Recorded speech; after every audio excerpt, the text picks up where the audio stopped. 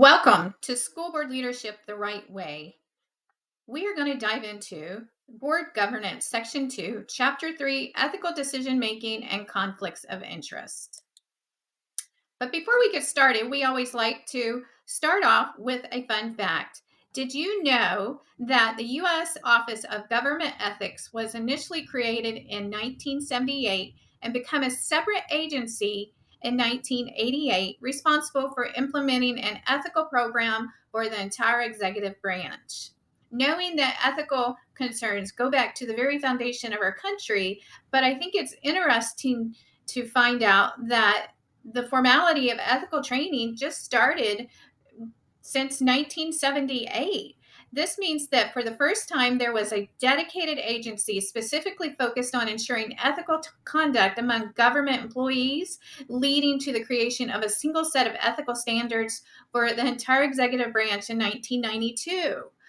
This demonstrates a growing recognition of the importance of ethics in government service and a commitment to ensuring public trust. And that's what we are trying to ensure, that as elected officials, we are ensuring the public trust. School Board Leadership the Right Way, the training that we're going through today, can be found in the book, which is a 43 chapter comprehensive professional learning. And to obtain your copy, you can either go to School Board Leadership, or you can go to www.bestined.org, or you can buy it on Amazon, whatever you prefer. The book was written by myself.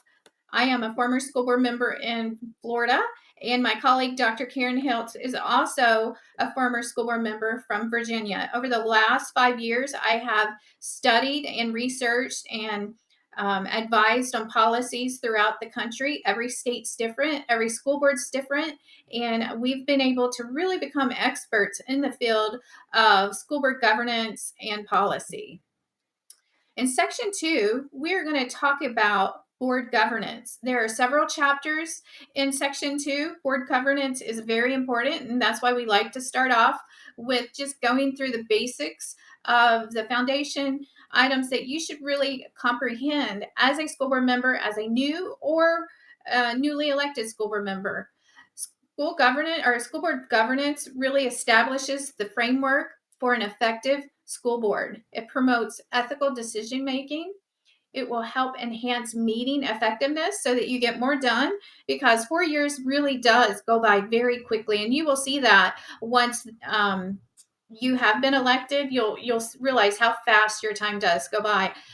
It builds collaborative relationships within the board. And then at the end of the day, being able to get things done so that you can really make a benefit for the students that you were elected to serve in your community. And we do that through parliamentary procedures and understanding that. So in chapter 3, we want to talk about ethical decision making and conflicts of interest. Ethics is one of those trainings that you will want to make sure that you take advantage of in the very beginning. Some states do require that their public officials take ethics trainings, and this is a training that you want to take very early on, because it is one of those trainings that will help guide your work and take away any guessing that might come along. One pitfall I want you to avoid is taking ethical advice from former elected officials or other elected officials, because I had found whenever I was sitting on the board, some elected officials really did not understand the ethical laws, and they actually unattendedly gave bad advice. So that's why it's very important that you actually take the time to go to a professional development where these people are professionals and they do the ethics trainings. Most of the time, the ethics trainings will be given by school board solicitors. It will be given by other attorneys throughout the state that you live in, because every single state is different. So even if you are a board member that collaborates with other school board members in other states, you got to remember your state has its own set of rules, and you need to make sure that you follow the rules within your state. So what is ethics? At its simplest, ethics is a system of moral principles. They affect how people make decisions and lead their lives. Politicians over the last eons of decades have been known as dishonest individuals. And sometimes it might be because they did not have good practices whenever ever it comes to ethics. And so it's very important that you maintain the integrity of your position, because what we like to say is do the right thing even when no one else is watching. And there's another quote that I like to read is, whenever you do a thing, act as if the whole world is watching. Well, as an elected officials, the whole world is watching, and that's the way you need to go into this, because there are actual ethical watchdog organizations out there that are looking, and they're going through public records, they're studying through meetings, and they're looking for political elected officials to make mistakes, or catch them if they're being dishonest. So it's super important that you recognize that you need to be doing the right thing, even if you think no one else is watching, looking, listening, because as an elected official, you are under so much scrutiny, and you're basically under this micro you know micro glass, and they're looking for you to make a mistake. Key principles of ethical decision making is, just remember, transparency builds trust and ensures the public can review and hold you accountable. Do not don't allow yourself to be caught in a trap of where, through appearance, it looks like you might be doing something unethical, because appearance is everything, even if you're not. So we always say, err on the side of transparency. Disclose, disclose, disclose. Accountability. Take responsibilities for your decisions and your actions. If you vote on an issue and it's something that might be controversial, make sure that you explain your decisions and your actions. Fairness. Strive to treat all individuals equal, considering the needs of all students and families in the community. Fairness is going to be very necessary for people to trust you, for staff to trust you, for the leadership within the school district to trust you, your families to trust you, and the community to trust you. Because if you are biased and you give a decision for one student or family, but you turn around and not have that same energy or the same vote for another situation that is very similar, you then have to really question the fairness of those decisions you're making. And objectivity. Avoid making decisions based on personal preferences, external pressures, or political motivation. So, and I don't know if I have time to go into this a little further later on, but objectivity is going to be something that you're going to have to continuously question yourself on. Am I giving this person or this item my fair attention? For example, I had a fellow school board member that was very, very anti teachers unions, and we know the problems that surrounds the teachers unions. But anytime they were to bring an issue to the board, because we were responsible for terminating contracts, this one board member, no matter how wrong the termination was or how validated the termination wasn't, this board member had such a bias against the person that was bringing the issue to us that they could not even have a fair, objective opinion for anything that was brought forward. So just be careful and don't fall into that trap. Just keep your mind open to everything that's coming to you, as long as it's moral and ethical. Dealing with conflicts of interest is something that you'll have to have a really good gauge of. So in page 37 of the book, you can take a look at this more in depth. But types of conflicts of interest that typically you'll find yourself as a school board member are financial conflicts of interest, family and personal relationships, and political. So financial is very straightforward. You work for a vendor, and the vendor is up for a contract with the school district. That is a time that you would have to recuse yourself from that, because that could mean a personal financial gain, or it could not be a personal financial gain. Remember, it's from the appearance of a conflict that we want to avoid just as much as the actual conflict itself. Family and personal relationships, especially when you're in a small community, family and personal relationships, whenever your superintendent brings employee contracts to the board for approval, or there might be issues with the employee, that might be someone that is in your family or a personal friend, you will have to make the decision to recuse yourself or disclose or just avoid the conflict altogether by making sure that you are very transparent and clear. And then political interest can sometimes be a conflict of interest because there might be a valid issue that you have campaigned for, you advocated for, and you might have two individuals from the opposing party per se, and you have the other two um, board members might be from the same party that you're affiliated with, and you will have to make that decision. Do i do i go with my party alliance, or do I really vote my conscience and vote for the issue based on the issue at hand? And that is something that politicians, we see it in Washington D.C. every single day. They vote with their party, and it's not always at the best interest of the taxpayers and the country. So don't don't fall in the trap of going along with your party to get along with your party. Just like we don't vote to go along to get along with our superintendent, we are individual board members that should be making individual decisions based on the information that we have at hand. Managing conflicts of interest best practices: disclose. It's always better to disclose more because we want to be transparent with our constituent base.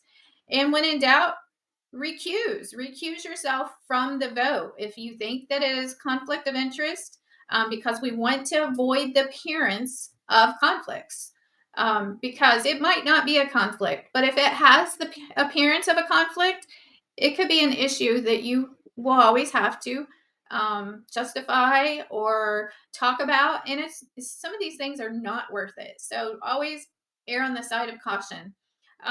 Establish clear policies as a school board body. Make sure that you have clear policies that outline what conflicts of interest are, and make sure that whenever conflicts do arise, and this is particular whenever it comes to leadership within the school district, make sure that you have outside oversight, because we want to make sure that there is a fair oversight and investigation if there was to be a conflict that does arise. At this moment, if you have any questions, because this is a recording, we encourage you to go ahead and put a comment in the chat feature in our YouTube channel here, and subscribe so that you can get our upcoming videos. But as you put your comments and your questions below, a staff member or I will get back with you and try to answer that question as best as possible. You can always reach out to me at president@bestined.org for your questions, or you can put the comments below. So avoiding ethical pitfalls, and we talked about this a little bit in the beginning. Be aware of your personal bias, recognize your bias, and actively work to ensure that they do not influence your decisions. Like I had mentioned, the board member that had such a angst against the teachers union that this board member couldn't even listen to any concerns that the teachers unions brought forward about mishandling of things within schools, and that really was a bias that this individual had. Maintain professionalism in this, and I'm going to just be honest, this is very difficult because we're very passionate individuals. Always approach your role with professional integrity.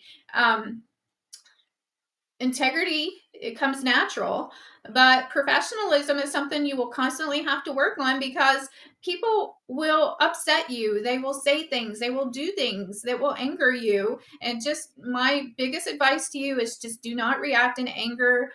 Take a breath and take a moment, because once you say it, it's like toothpaste out of the tube. You can never take it back, and it will always be the front thing that the media will always pull up and talk about you. And I'm talking from experience.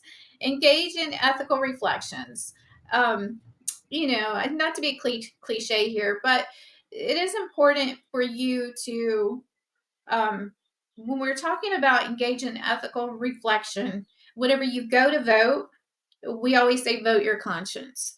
It might it might not align with the party. It might not align with the group that supported your campaign, but you will have to really make those decisions. Vote your conscience based on the information and the facts that you have at hand, and make those decisions based on what's the best interest of the students in your school district. That is super important, not to be a victim of that political pressure that you will find yourself in. You are not alone in that. Every individual that is elected to office at one time or another throughout their tenure, they will find themselves in a position to have to make a decision against individuals that have supported them or financially, publicly. And it's up to you to go ahead and have the courage to stand and vote your conscience. It's important to have open communication channels, encourage open and honest communications among board members, staff, and the public. Transparency builds trust, and we'll say that over and over throughout our 43 chapters of training that we provide you. Again, the way that school boards over the past many years, especially since COVID, has been seen as not trustworthy. It's up to us as newly elected school board members or sitting school board members to show that we value the input of our public, and we want them to know what we're doing. And training on ethics is super important. It's not just important for you as a school board member, it's important for your district leadership to have ethics training. It's important for your directors and the employees within your school district to have some form of ethics training so that they understand what is expected of them.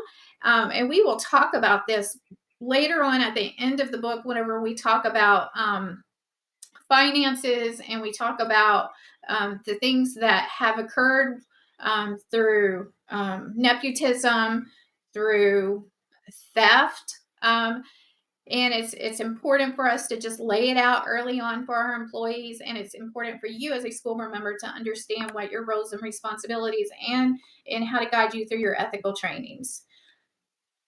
Chapter 4 will continue into those basics and fundamentals that you need to understand for school board governance. And we will talk about the school board master calendar, attending committee meetings, and the importance of dates to remember.